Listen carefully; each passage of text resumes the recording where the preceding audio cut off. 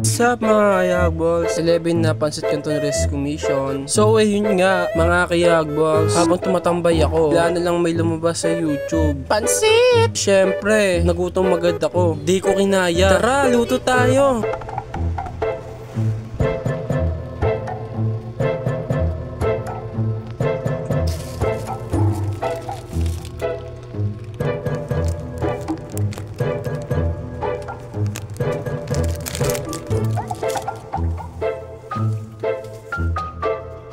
Siyempre, bago ang lahat, tubig muna mga kayagballs. Dahil kahit gaano kapagutom, kung wala ang tubig na kumukulo, wala tayong laban. Reminder lang, huwag puro pansit, uminom din kayo ng tubig. Ako nga, niluto ko pa yung akin. Okay, heat level. Gusto ko yung init na parang text na scene mo lang.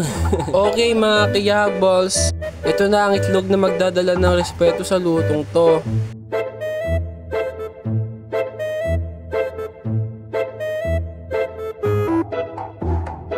Kita nyo naman kung gaano kasarap to. Halos umami na ng feelings yung pansit sa akin.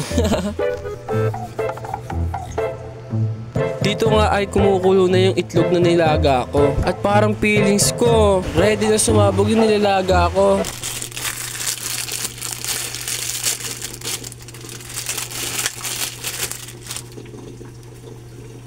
Ito nga pala mga kayagballs, yung alaga naming si Ramen. Oo, pinangalanan naming Ramen. At ito naman mga kayagballs, yung anak niya. Ang cute naman na itong pusa na to. Mas gusto niya talaga pag ginaganyan siya eh. Ewan ko ba? Ayan nga mga kayagballs, hahanguin na natin tong MVP ng pansit. Dahan-dahan lang ha. Baka mapahiya tayo sa hot spring na to. Okay, challenge accepted. Let's go. Itlog, magpakitang gilas ka.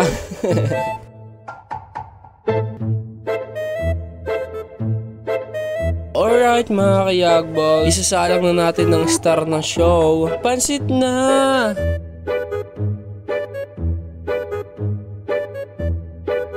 Ayan na mga kayagballs, nilagay ko na yung tubig. Tapos ngayon, isasalang na natin ng star ng araw. Ang pansit! Hindi pala araw kasi madaling araw na, mag-alas 12 na.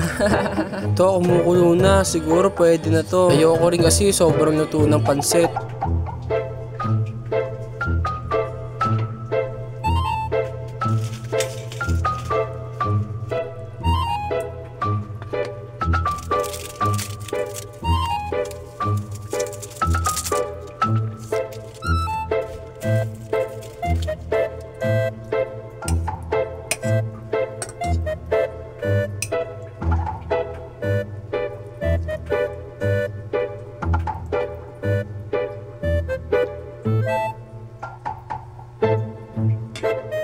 Siyempre mga kayagballs, huwag natin kakalimutan yung kanin. Siyempre yung tinago ko dito kaninang kanin. Hindi ka mabubusog kapag walang halong kanin, pansit.